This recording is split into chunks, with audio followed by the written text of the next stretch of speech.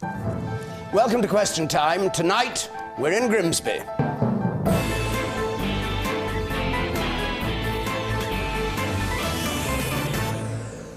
And with me during this week, dominated by the rows over MPs' expense claims, I have the Housing Minister, Margaret Beckett, Theresa May, the Shadow Work and Pensions Secretary, Ming Campbell, former Liberal Democrat leader, the UK Chief Executive of McDonald's, Steve Easterbrook, and the assistant editor of the paper which broke the story of who claimed what, Benedict Brogan from the Daily Telegraph.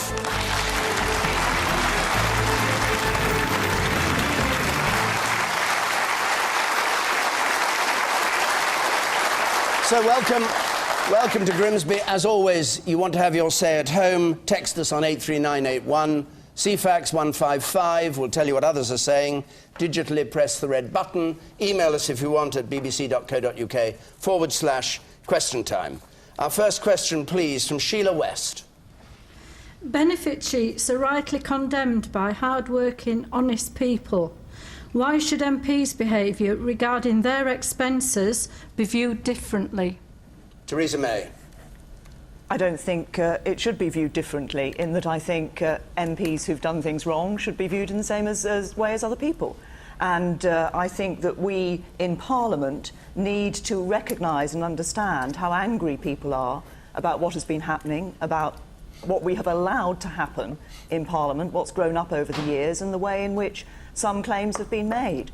I think what we need to do, crucially, is to show that we recognise the need for change and actually put some action into place. How can we hope to change the country or persuade voters that we're the right people to change the country if we don't recognise that we as MPs need to change, the rules we operate need to change, and we need to do that, and we need to start doing that straight away. That's why earlier this week David Cameron brought out a set of proposals for Conservative MPs which will be put in place now. There's going to be an independent review of the allowances system, but we don't think it's right to simply wait for that. We think there are things that should be done now to tighten up the system, and that's what we're doing for Conservative MPs. So do you think that, for instance, Mr Cameron's aide, who was claiming with his wife, both claiming maximum second home allowances, he resigned today, is that equivalent to being a benefit cheat?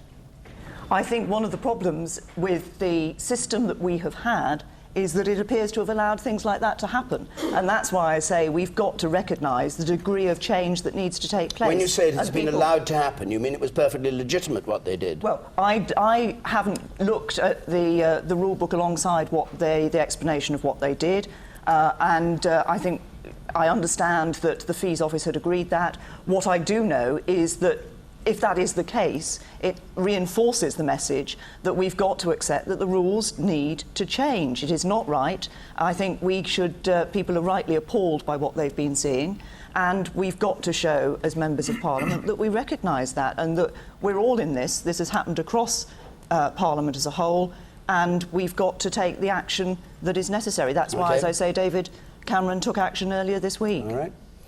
Margaret Beckett, you've been fingered a bit by the Telegraph for your...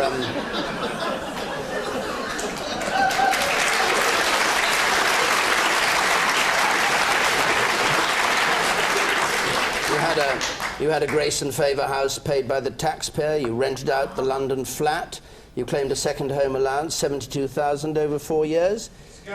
Is that the same as being a benefit cheat? Well, no, because contrary to popular belief, and I don't blame people for believing this, because the way it's written up is always how this is always how it sounds. People who have Grace and Favour residences don't live there free of charge. They don't pay what you might call the official rent, which is about 100 grand or something, and which is paid from one government department to another, because, of course, these properties are owned by the taxpayer, but you do pay. And people don't think you do, so of course they think it's analogous. And if that's, and of course the Telegraph knows that perfectly well, but doesn't choose, and I don't single them out for that, nobody ever chooses to replace it. But Theresa is right, that this is a system that's grown up over many years, it has many flaws, and it has to be changed. And that is, if you recall, something the Prime Minister proposed quite some considerable time ago, and which he has pursued. And I'm glad that now it appears that everybody agrees that we have to have change. He's already commissioned Sir Christopher Kelly and his commission, to look at the matter. We've asked them to work as speedily as they can, consistent with doing a proper, thorough job. And the question is about benefit sheets, though. We might come to the future, but the specific question from Sheila West is benefit sheets are condemned by honest people. Why should MPs' behaviour be viewed differently? And you say the Telegraph and Ben Brogan got it all wrong. Let me just bring in Ben Brogan. With respect, I did not say that. You said he misunderstood. No, I said you specifically mentioned the issue of grace and favour residencies. And I said that I think most of the national newspapers do actually know what the position is, but they don't report it, and the Telegraph's no different in that. Ben Brogan. I think we've regularly reported that there are certain realities about the grace and favour residences, that, for example, you have to pay a benefit in kind when you stay in one. But I think, to go back to Sheila's original question about benefit sheets, the fact is that the answer is yes, there is a clear similarity between benefit sheets and what some MPs have been accused of. The problem is that the system currently operating at Westminster does not allow us to take the kind of action against MPs that ordinary people who might find themselves on the wrong end of the law if it comes to cheating on benefits would have to experience. And therefore, part of the challenge facing us as a country and as a public and at Westminster is how do you find ways of holding MPs to account when their own system is so grey and so fluid that there doesn't appear to be a way of getting them. Okay. A lot of people...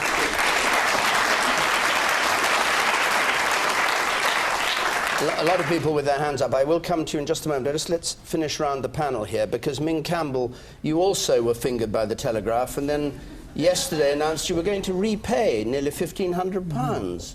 Why are you repaying it if it was right to claim it, or were you wrong in the first place?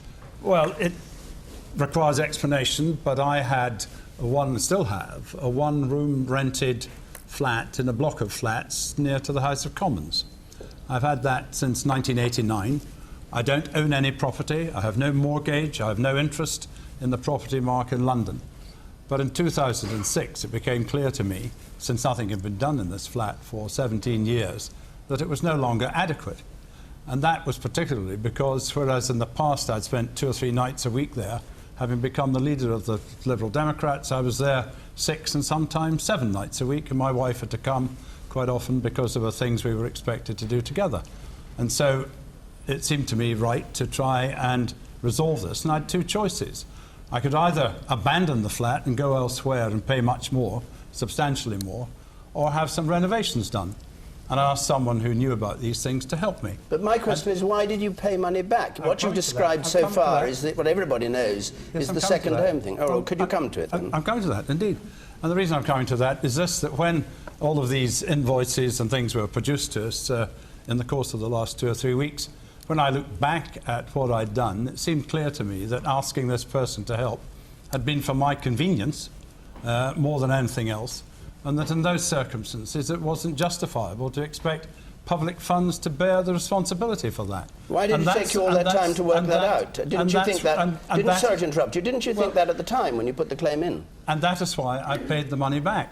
At the time, which was 2006, then public perceptions about these things were quite different. And I had, of course, submitted...